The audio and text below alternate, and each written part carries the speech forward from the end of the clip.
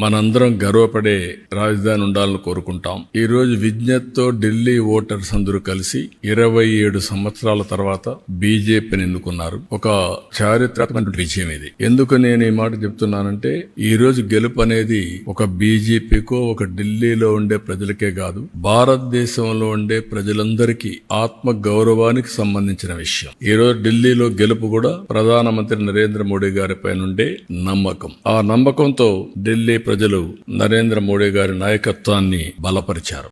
ఆంధ్రప్రదేశ్ में चंद्रबाबू नायडू गारू ने अपना ट्रैक रिकॉर्ड साबित किया है कि एनडीए यानी विकास की गारंटी, एनडीए यानी सुशासन की गारंटी।